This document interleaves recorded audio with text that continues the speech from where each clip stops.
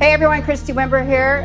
Really glad to be with you today. I am excited to have my good friend Kay Warren just sit down and have a chat about mental health. And before I introduce Kay, let me say this about Kay that I absolutely love. Kay's actually one of the people, if not the main person, that really shifted me towards the theme of mental health. And I just want to chat even a little bit about how she did that with me and just encouraging me, because I think she's really gifted in this area. So I love her. She's a great friend. Welcome, Kay. Thank you, Christy. It's really good to be with you. Will you just take a few minutes and just tell us about who you are and a bit about what you do? Yeah. So I grew up in a pastor's home, and then I married a pastor. So ministry is really the only life I know. I jokingly say I have no idea what real life is like. I only know That's so pastor's true. home. But it did shape me very much into who I am. Rick and I started Saddleback Church in 1980. So we're finishing up our 42nd year. We've just announced that we're looking for his successor. So the whole bulk of my lifetime has been at Saddleback, and that's about to change. We're not going anywhere, but he is going to give up that leadership position in the next couple of years. It's what we're planning. We'll see what God has in store. I think I've always been an advocate of one sort or the other. My heart has always been turned toward to people in poverty, to people on the margins, people who are vulnerable, and yet that sort of got sidetracked when I was raising my kids and my family. I was super involved in the church. That was our life, my family and my church. And then as my youngest son, Matthew, was in high school, it felt like a senior in high school. It felt like maybe that a season had opened up for me to do something even more active with advocacy. God did this whole big thing, which is a whole big story, which I won't go into, but through a very direct leading of the Lord, I felt called to become an advocate for people with HIV and AIDS and for orphans and vulnerable children. And I spent a decade as a global advocate calling the church to care for here are people who are often in poverty, who are vulnerable, who are marginalized, who desperately need the love of Jesus. And I loved that decade of my life. At the same time, Matthew, our youngest, had been experiencing pretty serious mental illness for most of his life. And it reached a culmination in April of 2013 when he took his life. And that day, amongst other life-altering changes, I knew that God was changing my advocacy, that he was taking me from a decade about advocating in the church for people with HIV and for orphans to people living with mental illness. It went from, it was something that we talked about, but not all that much because it was Matthew's life. But now that he was in heaven, there was a very clear shift of my advocacy. So for the last eight and a half years, that's where my focus has been on, in the same ways almost that I did around HIV, calling the church to care, calling the church to recognize here are millions and millions and millions and millions and millions and millions of people living with various degrees of mental illness and what the church can do about it. And that's where I am today. That's where I spend the bulk of my time. Wow. Well, I mean, obviously, super effective in so many different areas that you mentioned. But like, Kay, can I just ask you this in the context of like, as a leader, so as a church leader, obviously going through some very traumatic, horrific, life circumstances, like, how have you as a leader been able to like take time to heal? Like, what does that look like? Or what did that look like for you? Like, how did you do that? In some ways, it felt like I didn't have a choice. I couldn't breathe. After Matthew died, I simply couldn't breathe. To get up and brush my teeth was a good day. I didn't care what I wore. I didn't care what I ate. I wasn't even sure that I wanted to keep living. I wasn't sure that life could ever be good again. And I know there are people after the death of a loved one, or the suicide of a loved one, or the death of a child. I know that some people don't have the privilege that I did. I was able to take 4 months of just intense. I didn't go to church. I didn't even go to the grocery store. I was just barely surviving. And I realized that many people don't have that privilege. They have to get up after they're a week off from work, maybe, and go back to work and start resuming life the best they can. But I don't know how I would have done that had that been my circumstance, because I truly couldn't even breathe. And so it felt like more of a necessity than anything, rather than an optional, well, I'm going to take the time to grieve. It was like, I have to somehow be able to do more than get up and make a cup of tea. I've got to be able to live again. And so our news was public, we're public figures. And so it wasn't like it was anything we could hide as if we would have wanted to. We didn't. Yeah. So we were public, and we were grieving, and we were healing, and we were trying to find our way through the absolute shattering of our lives, our shattering of our family. And our church was incredibly gracious to us. They put no pressure on us. Be back, be yourselves, keep going, encourage us, feed us, help us. They just gave us the space emotionally and physically to try to put our lives back together. And I think what I've figured out is that grief, this is the hardest work I've ever done.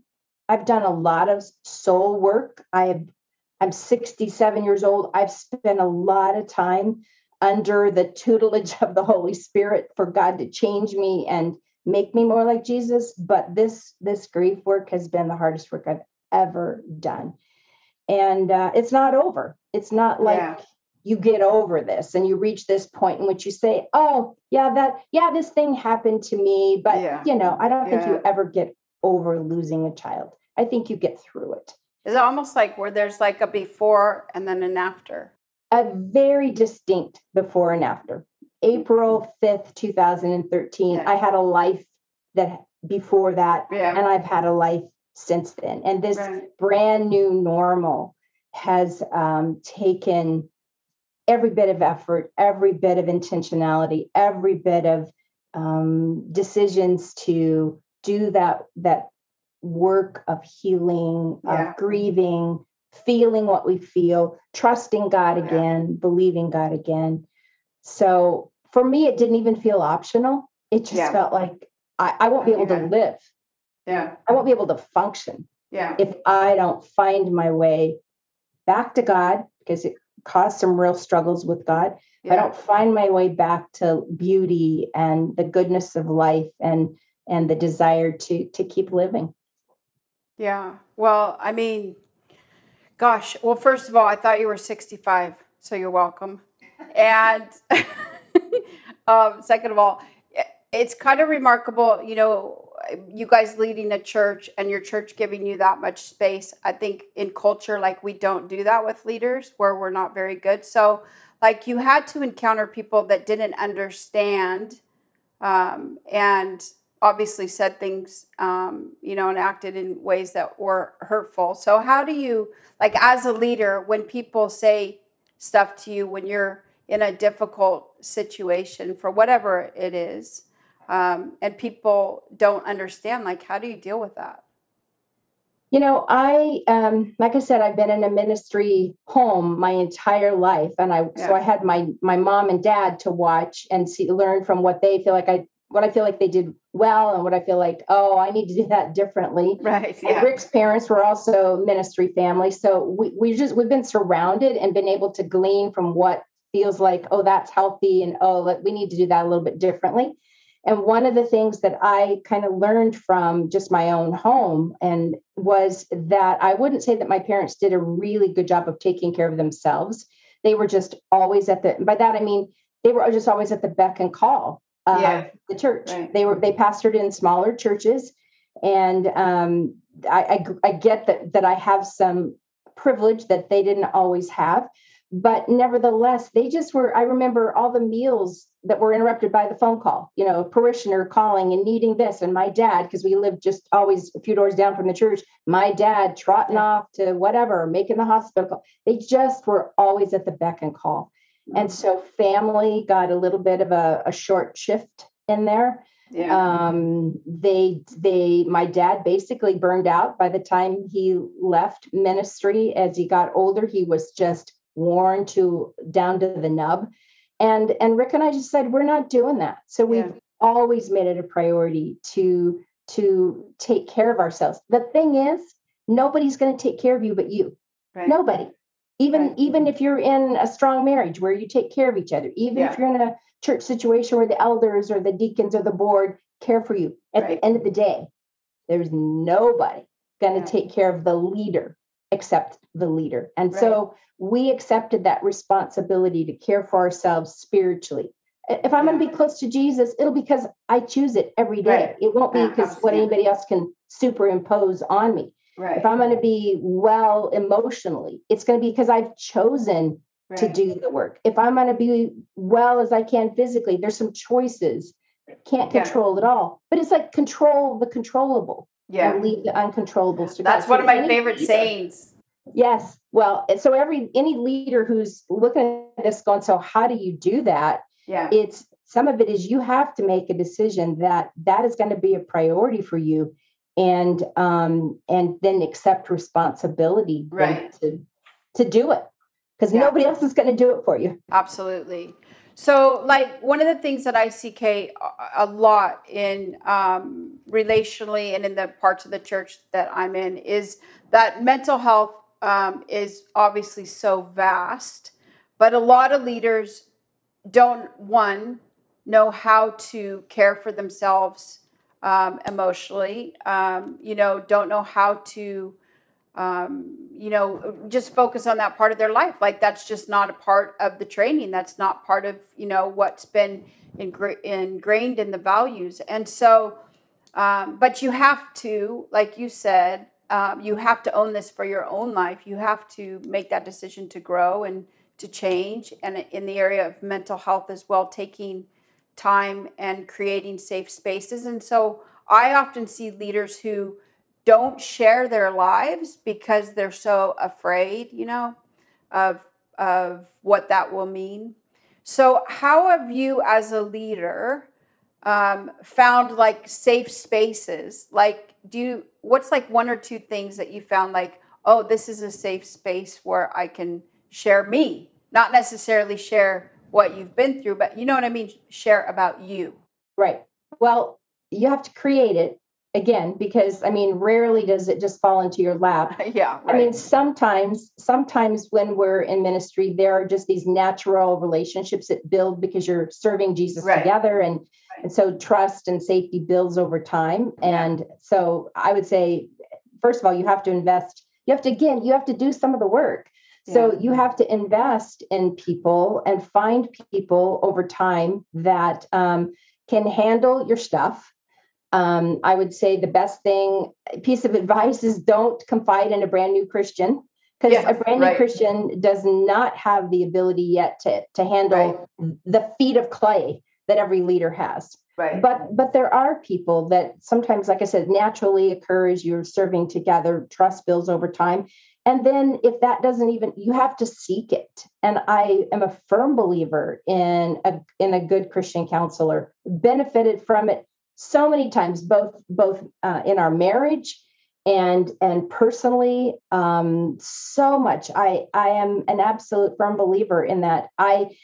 There's a stigma, though. You mentioned it. You didn't use the word stigma, but there is a stigma against being in need. And anytime a leader is afraid to let some people in, the pressure that puts to be good, always to be right, to know every answer, to always love Jesus with your whole heart, to have that emotional health, that's a pressure that doesn't have to be there. We don't have to cooperate with that. Yeah.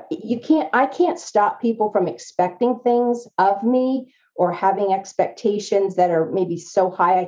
I can't stop that, but I can decide what I do with it. Right. And I don't play the game.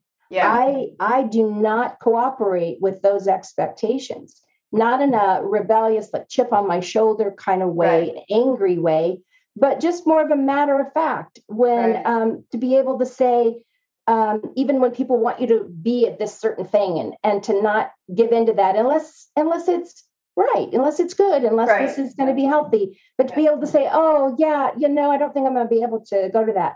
And then if people say, well, why not, or whatever, I don't have to give any more answer. Yeah. It's learning not to defend yourself against that, not playing the game. If Yeah. you're sitting on that big pedestal where everybody puts us as leaders, you can either choose to stay there or you can choose to get off. And Yeah. I've done my best to get off that pedestal by being real. Right. That doesn't mean I tell everybody everything. Right. Man, there's some conversations, this, they're Yeah. only for Jesus.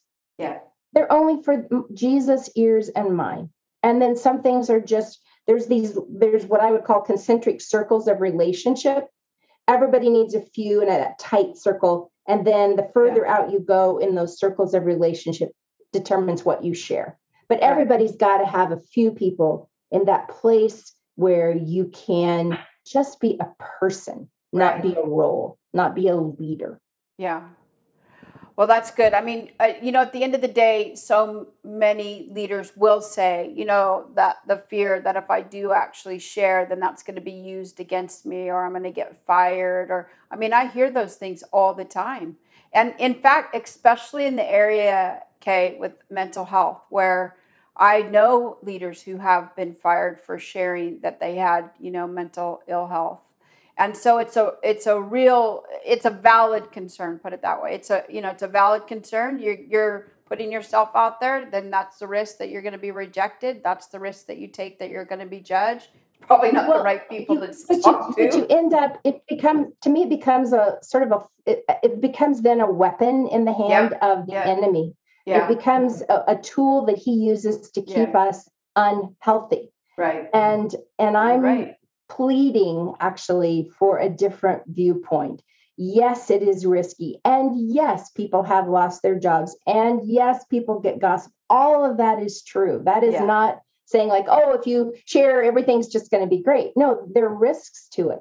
But if you live in that kind of fear, then you end up with a different kind of ill health mentally. Right. You live with a kind of pressure. Right. And we've all watched people, been in ministry my whole life. The road is littered with people who cracked under that kind of pressure, that kind of, it forces us to hide. Yeah. We have a ministry at Saddleback called Celebrate Recovery, which and it's around the world. I mean, like 7 million people have gone through Celebrate Recovery around the world. And the whole premise is you're only as sick as your secrets. Yeah. So if you have a safe place where you can tell your real life and then have others who are there to help support you toward health, toward balance, toward that sense of shalom, that goodness and peace that God wants for us, then I think there's an opportunity for people to live differently, not in that place of hiding, not in that place of fear of exposure. Yeah. Listen, ministry's rough. It's hard. Yeah. It's hard. Yeah. And we make it harder on ourselves sometimes when we play the games that keep that ridiculous cycle going. I don't want any part of that. I like the language actually of not playing the game, because I think, obviously things don't change unless somebody's willing to go up against it and make those changes and to shift the culture. That's how culture changes. Right. I think, especially in the area of mental health, where I think sometimes we kind of focus on the pressure and what could go wrong instead of the payoff, because the payoff to be able to kind of share your life, like I've had to walk through this where, the payoff of not having to carry everything on my own. And, it releases that pressure in a new way. Does it bring other ones? Yeah, but the payoff in this is really worth it. So I think like what you're saying, the element where the enemy loves to, use fear to keep us from sharing our life, or fear from change, or fear from, like, honestly, where people going to a therapist, they think, well, I can't do that because then that shows I don't have enough faith. Well, that's nonsensical thinking. It's like we're not wired to actually do all of this. Ministry is so hard. If you don't have somebody to talk to, then you literally will implode, I think. Well, I think it's a misunderstanding, as though that is what God is asking. I think it's one thing if people think, well, that's what my church wants, or that's what the Christian world thinks of me. Yeah. But I think underneath all of that even is a misunderstanding that this is what God has asked, that God has asked us to carry these burdens by ourselves, that God has asked us to have faith so that nothing ever goes wrong or bad, or we never have any physical problems or mental problems. And I just think that is a complete misunderstanding. If anything, the Bible talks in Psalms, he knows that we are dust. Yeah. Dust is pretty vulnerable. Dust is pretty low.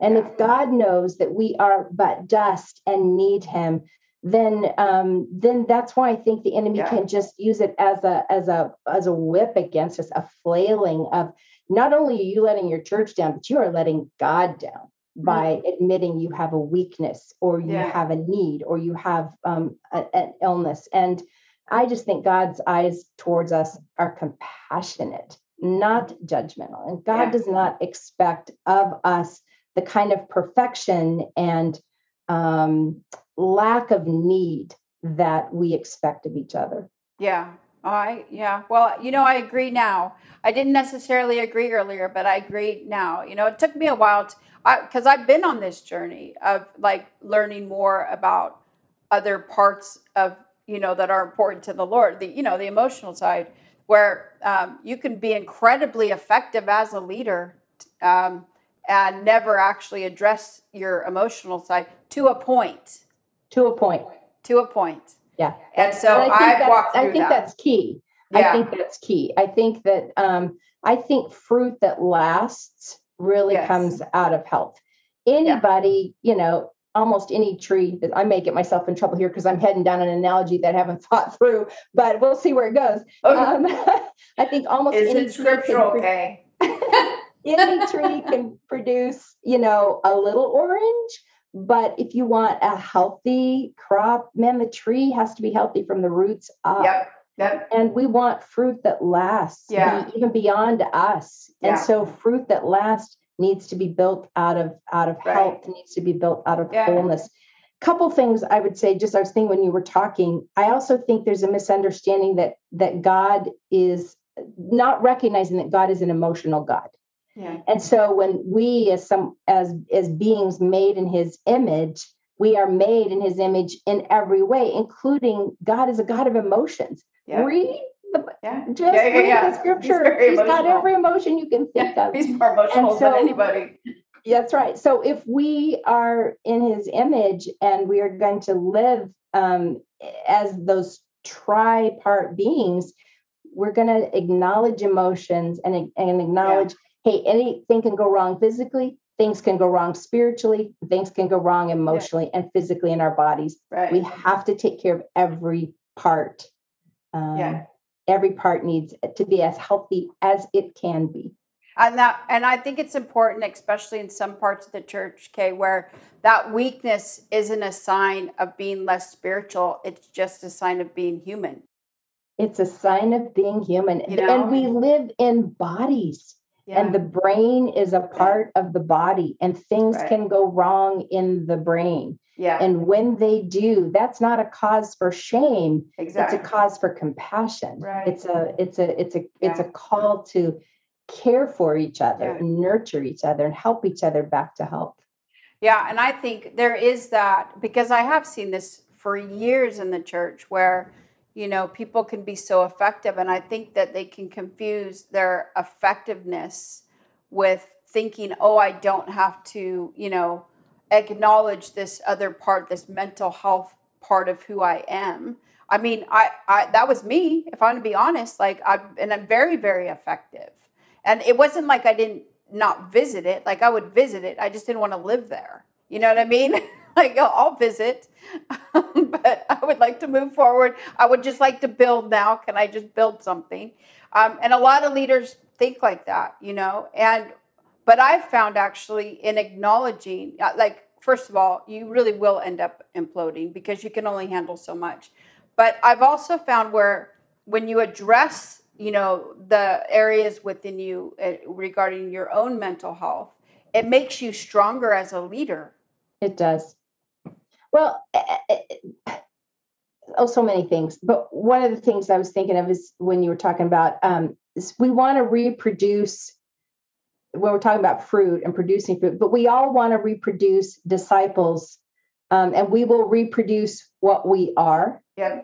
You can't produce if you are personally unhealthy in an area, you're going to reproduce that in the disciples that follow, that listen, that are under your care, under your leadership.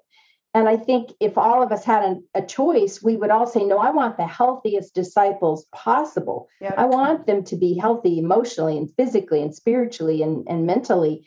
And so, well, we're only going to reproduce what we are ourselves. And I want the disciples that have come from our ministry to be even healthier than I am, not less. Yeah. I want them to surpass me in health. And so when leaders think, well, the evaluation of my ministry is I'm effective. You're effective in reproducing disciples who are like you. And if there's those weak places in you, just know that you are probably producing disciples who have that same weakness. Yeah. And if we want better for the people coming behind us, the people under our care, we have to really take that seriously. Yeah, that's another reason why we need the whole of the church, because some churches are better in this area, some churches are better in this area, and kind of going outside of your camp. Especially if you're a leader, you got to go outside of your camp sometimes to get what it is that you need in the area that you need to grow, that maybe you don't necessarily have that where you are. And that's okay. And that's a really hard thing for a lot of leaders, because they feel like they're being disloyal. It's humble. Yeah, you have to, I guess so. Yeah, you have to. I've appreciated that about you so much, Christy.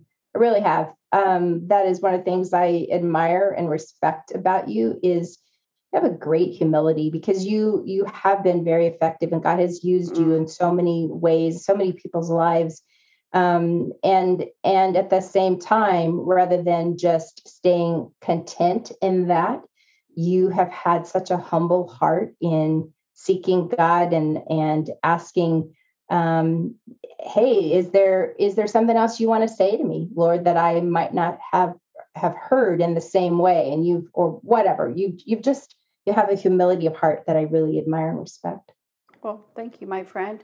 I mean, what am I supposed to say to that? Yes, I am so humble. Yes, one of my best gifts. You just do the humble nod with your head. I appreciate that. So let me ask you about this, because we've chatted about this so many times, and it's like, honestly, one of my biggest frustrations in parts of the church where I'm like, hello, like, we are body, soul, and spirit, like, we are emotional beings as well. But one of the things that I have come up against, quite a lot, where it's quite frustrating, but also I see as damaging, is that this belief system that, yes, we believe in healing. Yes, we believe that God restores us all the time, actually, more than we realize. But we can't pray everything away. And there's no, I hate the word balance. It's like more finding, I think this was you that said one time about rhythm. I like the word rhythm way better than balance, but finding middle ground, as in, yes, we believe in praying for the sick. Yes, God restores us, but also we can't pray everything away. And what do we do with all the people that aren't being healed, especially in the area of mental health? Can you just speak into that for a minute? Because that's been one of the areas I've found really frustrating in trying to kind of find a middle ground. Yeah. Obviously, I, come from not the stream of healing as the stream of the church you do. It's one of the places I would love to drink a little deeper, because I feel like that my stream of the church doesn't see some of the miracles and some of the healings that are available for who knows what all the reasons are, but speaking of a place of humility that the church, my stream of the church really needs to grow in. But I think that my understanding of that is that this is heaven. I mean, this is earth, not heaven. Wait, what? No, this is. Are we there? Not heaven, and we all eventually die. Yeah. Even if someone were resurrected from the dead, they will die one day, and it will be the end of their body here. So we know that all healing is not, I would say, possible or even part of God's plan, because we all do eventually die. Right. And so in that middle ground of why are some people healed, especially even around their mental health, and some people are not, it frankly to me is just a mystery. I wish I could come up with a great, here's my fabulous theological answer. And actually, I think mystery is a fabulous theological answer.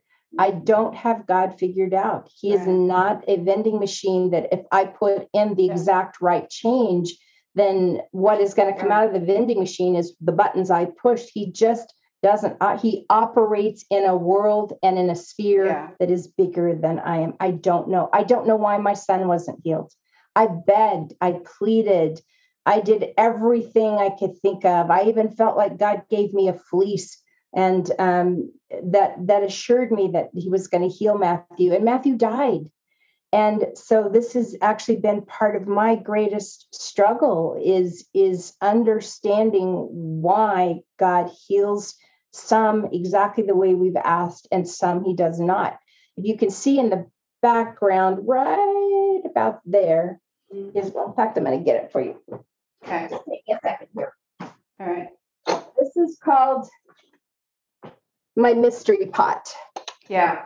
And in my mystery pot, you can see there's those strips of paper. Those little strips of paper are all the questions I have about healing, about why God didn't save Matthew. Why didn't he? Well, he could have stopped him that night. He could have interrupted what he was doing.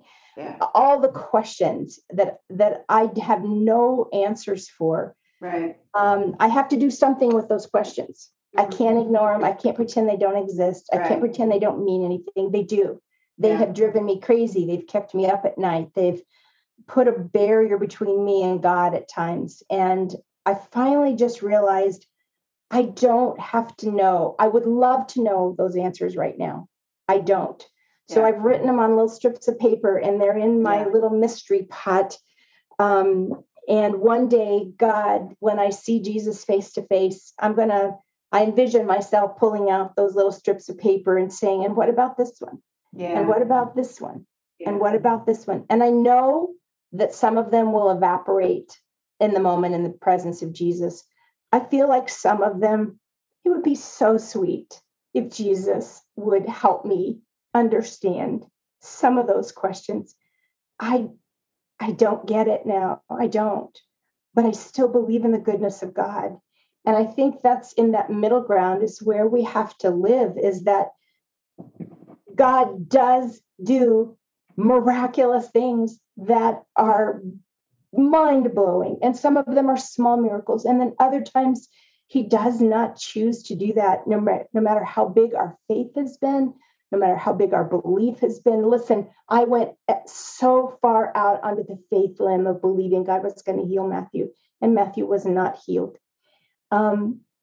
We have to come to some kind of a place of believing in the goodness of God in the face of mysteries that we cannot explain.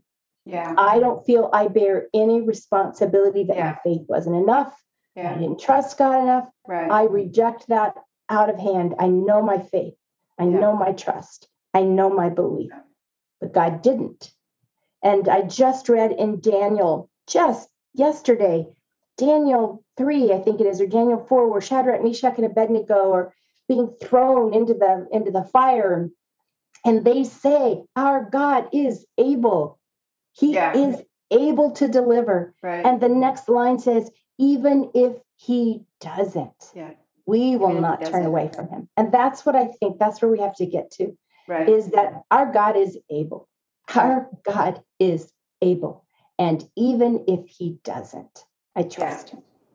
And that's a lot. I mean, it's like, I think your mystery pot that you have, it's a pot, right? You call it a pot? Yeah, it's a little casserole dish. It literally is a little casserole dish.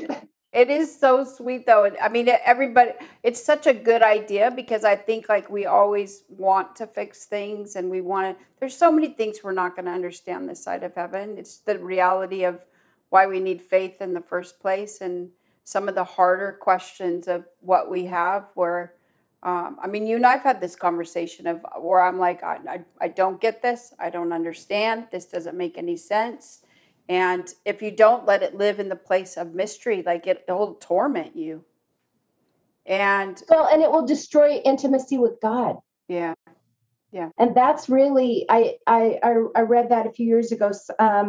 I have to think who said it, but it wasn't original with me, but the idea was that's the enemy's greatest wish, is to separate us from intimacy with God. And he will use suffering and mystery and things and mental illness that doesn't go away, and losses and disappointment. He will intend to use all of that as a way to separate us from that sweet intimacy with God. And don't you think, Kay, like that we actually in the church need to learn how to live in the place of mystery a little bit? I could say that as the whole of the church, not just like the charismatics or the evangelical. It's like all of us. As typically as believers today, we don't do well with things that aren't happy. We want happy, and we want all of our songs to be happy, and we don't. Man, sometimes I sit down I love on my Sabbath to sit down and play through my old hymn book. And song after song after song talks about the suffering in this life, how hard it is. It's difficult. They're longing for heaven. Why would we long for heaven when we have everything that we need? And so to be back in that place of lament, of recognizing life sucks sometimes.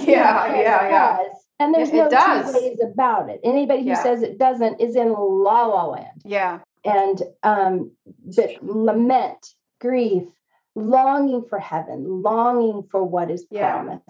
That is, we don't do well with that. And as a consequence, when something goes wrong in our bodies or our brains, our relationships, we fall apart. Because we expect something much better than that. When God says, no, this is earth. Right. This is earth. Heaven's coming. Right. This is earth. Which is one of the reasons why it's been so frustrating for me in the area of mental health, because we love to pray everything away. We love to fix things. And we almost, and in some circles where if God is not healing you, that's a faith issue, which obviously is rubbish thinking. But when you really believe that, and you'll operate from that. And so if I think I have to fix you, and I mean, just think of the damage. Like, this has been one of the things where I'm like, oh my gosh, the damage of what we've done to people that have mental ill health, and praying for them, because if my goal is to fix you, do you know what I mean? And in praying, and I have talked to countless people where they're like, I'll never get prayer again because of this reason. And this is where I'm like, okay, where can we find this middle ground? Like, this isn't heaven. And we are going to suffer. We are going to have trouble. And this better not be heaven, because we should look a lot better than we do.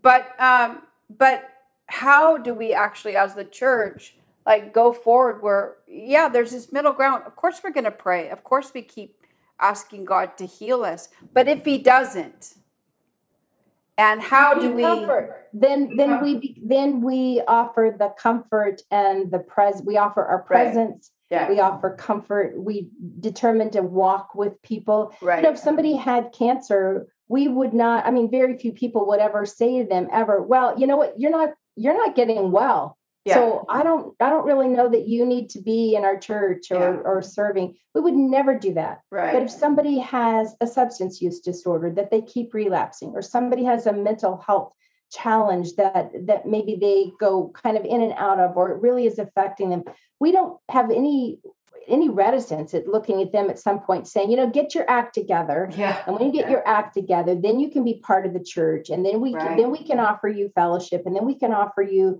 comfort. And I just believe that just makes God so mad. Yeah. When his vulnerable children are treated like that. You look at God through, he got so mad at the shepherds in Ezekiel 37, the shepherds of Israel, and said, you've pushed away the weak sheep.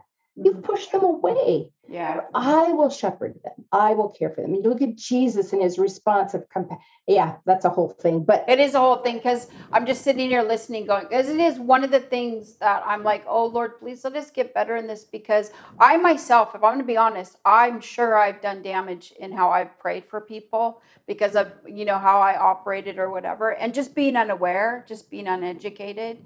So I think like some of the things that you're saying, it's like one of the most loving things that we can do for one another is get educated in something. You know what I mean? So that we can learn how can I effectively pray for you? Yeah. How can that's not going to cause damage? I think that's the thing that is really important to me when it comes to mental health. Like we in more charismatic worlds need to get educated so we stop doing damage, and how can we effectively bring healing and not cause people to be even more distant because of, the damage that we keep doing. Right. There's, and I just think there's some really practical things that every church can do. I think every church can become mental health literate. It's in the United States, it's like 1 in 5 people are going to experience a mental health challenge in the next year. So it's real. It's common. It's not like when I was an advocate for people with HIV, proportionately, there aren't that many people in the world. I mean, there are. Right. I mean, there's millions of people, like 38 million people in the world. But compared to 1 in 5 people living with a mental health challenge, so common. Yeah. So common, so real, and yet treatable. People have much better outcomes. They do better. Their lives are better if they're willing to ask and get connected to help. The church can be a part of that. Yeah. Can help steer people toward help, can steer people toward, getting the treatment and stuff that they need. There's so much that every church of every size, and it really starts with the determination to care for people living with mental health challenges. I mean, it sounds so simple, but once you make that decision, our church is going to be a safe, welcoming place for people, then God's going to bring those people to you. Because if you've got a warm incubator for people who are vulnerable and need just to be loved and cared for, God will bring them. And then from there, there's so much. Yeah, that's really true. Actually, there is so much in all this, and there's so many things I would ask you, because I'm always in this tension of wanting to have that, have us be a safe place. It is one of the things I love about our church at Saddleback, is that it is a safe place in so many different areas where people can bring their stuff, their brokenness. I mean, if the church is a hospital, then we should let people bleed. And that's one of the things I love about our church, is that we're good at that. I've learned a lot in the last few years from Saddleback and you guys with this, because you are good with this. So it's one of the gifts that God has given you guys, and that we can learn more in the other streams of, especially in the area of mental health, because yes, it is I think it's 1 in 4 actually in the UK now. Like this is mental health. If we don't get educated, we're not going to be effective. And so it concerns me, but at the same time, it's a huge opportunity. Sometimes people just don't know what to do. Sometimes people are really open, leadership is open. They're not hostile. They're not, doubting or even but they just don't know what to do. They don't get trained in Bible college or seminary. And so then they feel like, oh, well, that's this medical problem, and Right. I don't know what to do with that. Let Right. the medical professionals deal with it. And Dr. John Swinton, one of my mentors, I love what he says. He says, as long as we say, oh, there's a person with a mental illness, we're going to say, oh, let the medical folks handle it. He said, but if we reframe that and say, Yeah. oh, there's a person with a mental illness, then all of a sudden we're talking the language of the church. Right. Because nobody cares for persons like Right. the church. And so once you make that commitment, there are very practical things that every church can do. Yep. Simple, doesn't require a lot of money. There's stuff on my website that, Yeah. there's great books. Not that I have not written a book on this, but there's other people have. There's good resources for every church. Yeah. Well, I mean, I like how we talked about, especially the personal first and the leader actually reaching out for themselves, and then for the church itself. So we'll put like all kinds of links and stuff so that if you're watching this, you can, go on the links and get the resources, because there are a lot of great resources now that weren't even around a few years ago, to be honest. So we are growing, we are changing. Yes. And but I love you, my friend. I think this is so helpful. I think this will be so encouraging for so many people. Thank you. Thanks, Christy. Thank you for the invitation. It's really good to be with you in this way. All right, we'll do it again. All right. Thanks. See ya. All right, bye-bye.